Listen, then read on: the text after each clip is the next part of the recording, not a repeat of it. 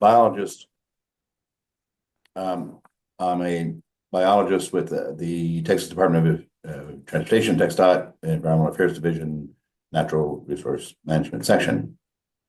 And I've TxDOT's involvement with the Monarch CCAA.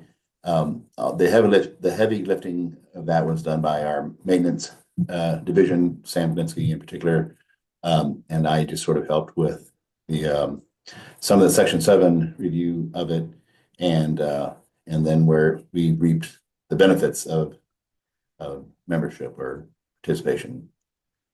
So just give credit to our maintenance division and Sam in particular.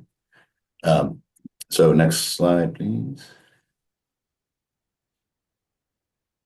And this is sort of a recap of TxDOT's involvement in enrollment. We got our certificate of inclusion in July 2022. We have a lot of enrolled land.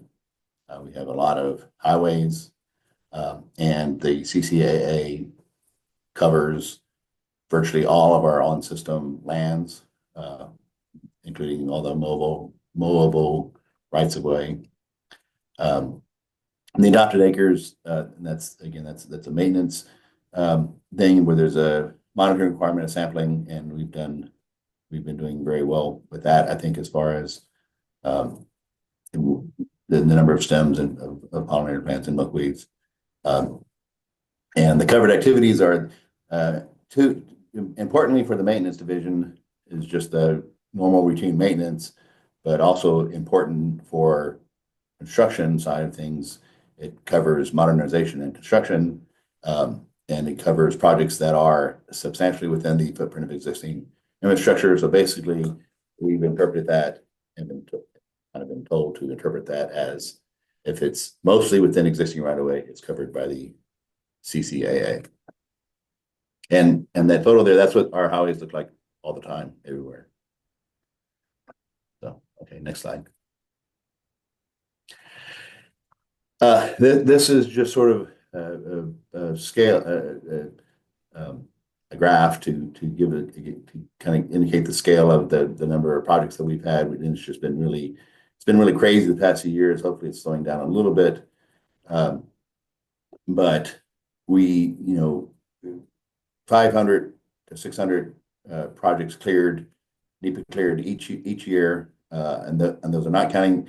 And those are projects that are ground disturbing or vegetation disturbing. There's probably an equal number of projects with project numbers that are seal coats and other projects that don't need species review. But that's just an idea of how many projects for which we have to do a species analysis. Next slide on that, please. So some of the project delivery benefits that we've enjoyed by being enrolled in the CCAA. The CCAA covers 90% of our projects with ground disturbing activities. That's probably a fairly conservative estimate. Having the CCAA in development, or once we enrolled, it's provided a sort of a consistent things have changed. The species status have changed. The way we use the CCAA has changed a little bit, but it has provided the bedrock of how we address those changes. And the few projects for which the CCAA does not apply, it's also very useful in doing an individual consultation or conference opinion if that is needed. And we have also written and submitted a programmatic consultation for monarchs and other pollinators that's been submitted to our local ecological U.S. Fish and Wildlife Service Ecological Services Office here in Austin.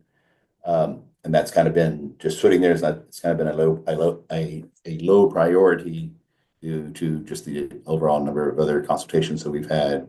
And and some of the personal changes over there too.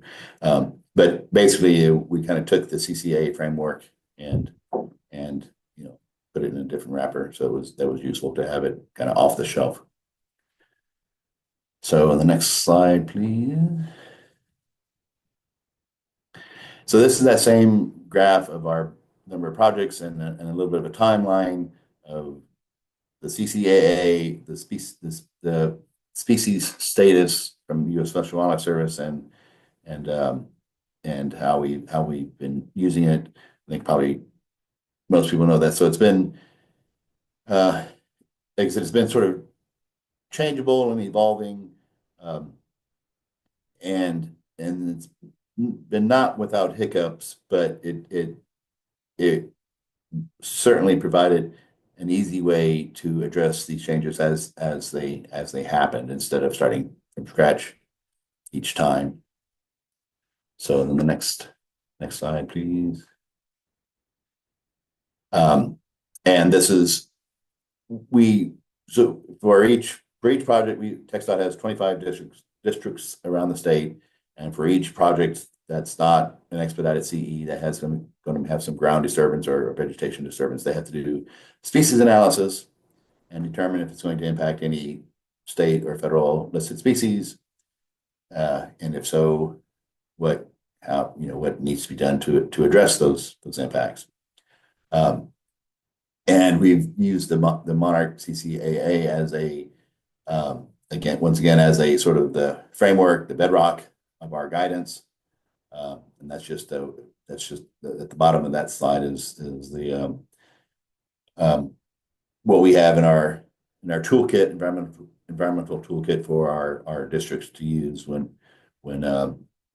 looking at individual projects, and it's been evolved. It has evolved and it's been updated from time to time, but it's been, again, much easier than doing it from scratch each time. So the next slide, please.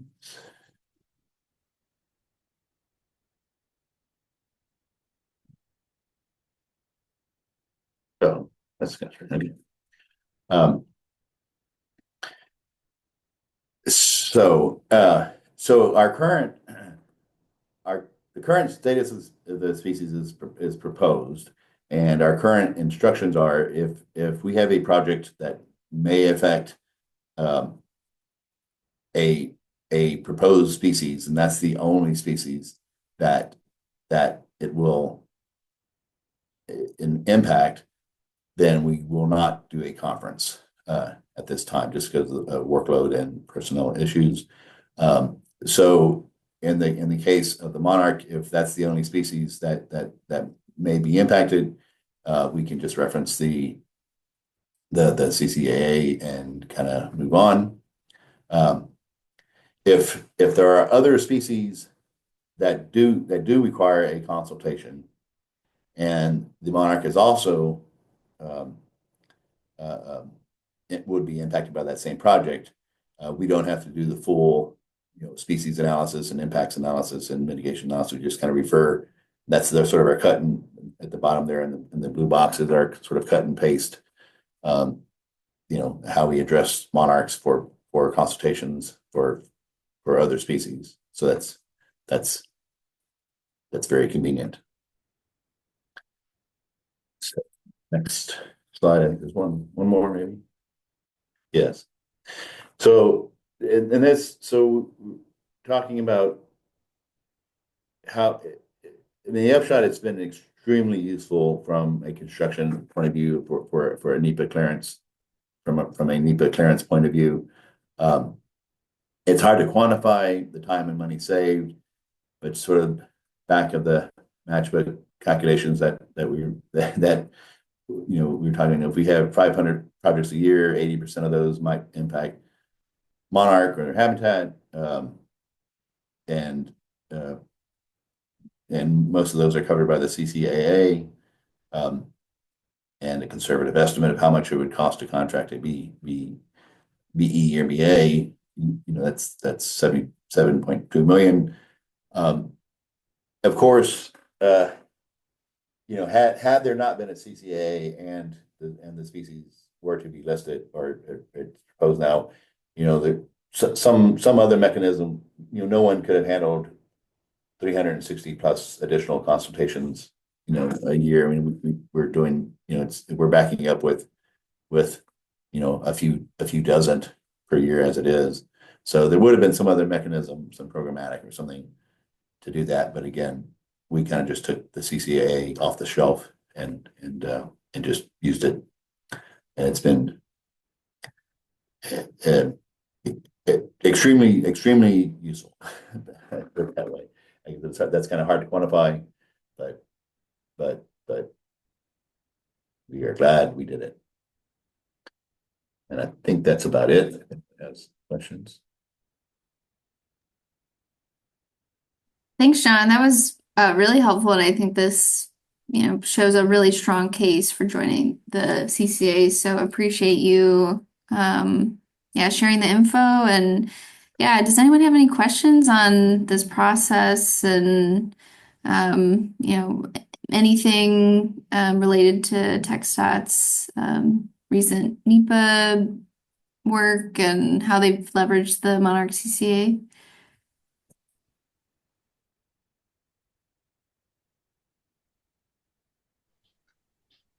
John, I appreciate you sharing the information here. It's really great to see that. I mean, you've kind of gone through and kind of quantified all those benefits of that. So I appreciate you sharing that. Um, I'm curious too, you mentioned kind of using that as a template then for like your programmatic. Is that, I guess, was that fairly easy to do? I know you said the service is kind of deprioritize it at the moment. But have you had any feedback on that thus far? No feedback, just because we had been so backlogged with consultations, and we had actually three other programmatic consultations for other species that that weren't project specific, and so they all kind of got they were all put on the bottom of the at the bottom of the list, and then kind of stayed there.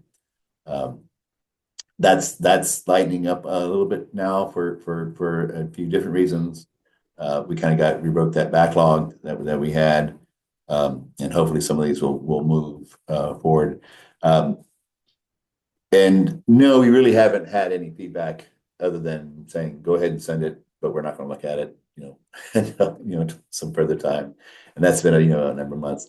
And really kind of the only I'd say the only difficult thing about coming up with programmatic is finding it is not just cutting and pasting the CCAA, finding making it finding additional uh, uh, minimization and mitigation techniques or whatever, but it's all kind of there already.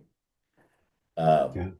So we just kind of threw out some other ideas, kind of offsetting properties when if we have, and we really only, and I didn't really mention that, but we really only need that for new location projects or projects that require greater than 50% new right of way, which are both of those are pretty rare.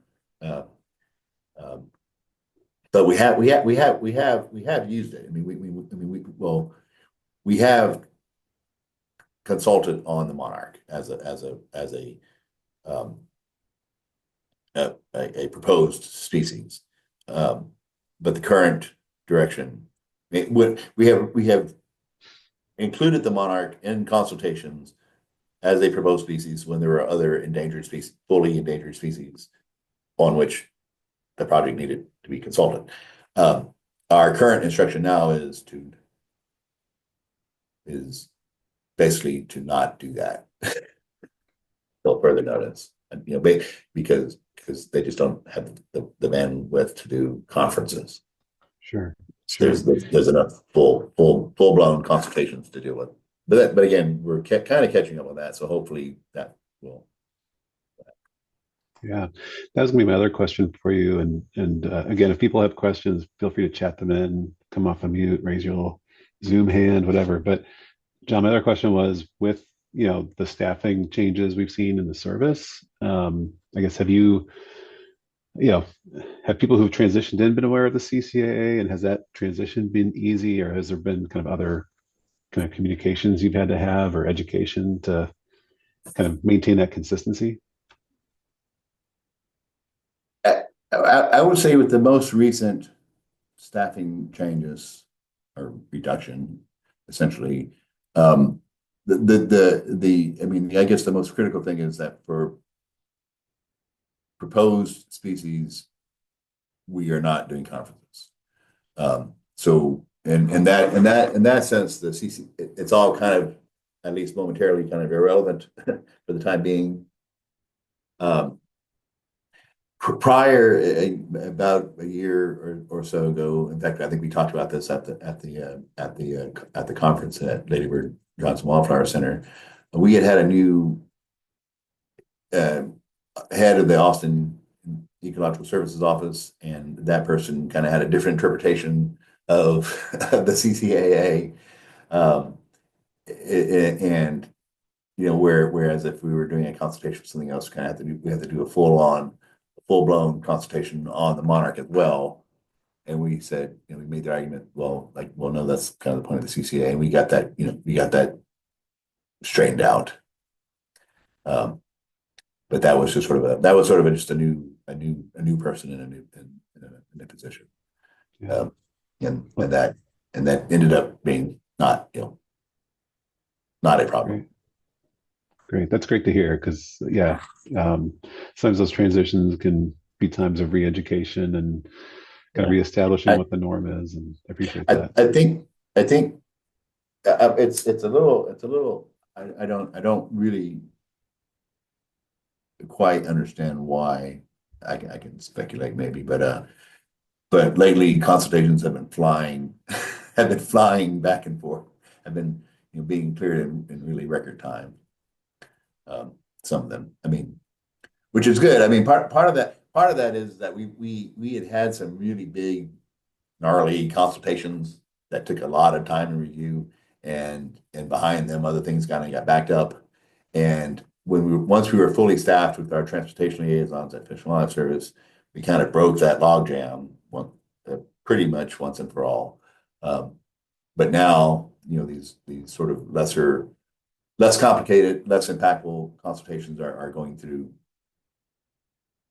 kind of weirdly fast. Yeah. No, thanks for that. Eric, I saw your chat, that cost benefit calculation is a good idea, and I know we always appreciate that. So, John, I appreciate you added that in here. I mean, knowing it's kind of back of the envelope, but still it's helpful just to kind of give a sense of the scale of kind of cost savings and what that benefit is from this. So, well, and that's, I mean, on the one hand, that's kind of wildly conservative because that doesn't include, our time, the district's time. That's just the only actual cost in that calculation is a conservative consultation contract.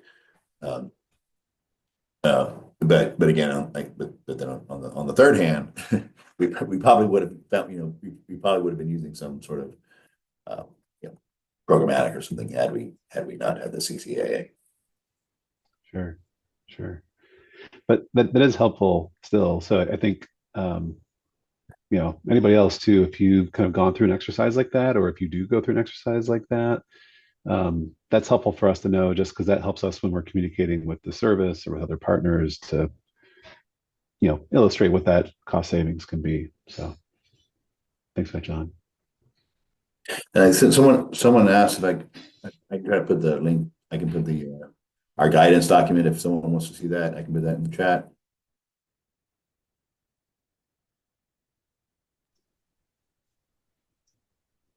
Yeah, that would be great to add. I don't know if anybody has that handy on our team, but we can add that to the chat so people have access to that. I appreciate that.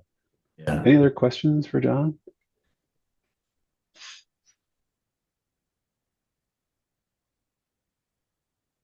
I see some other notes in there that this is really helpful and people want to, maybe copy some of your ideas there. So I know people always appreciate hearing, these kinds of, efforts and the work you've done there, John. So thanks again for doing that.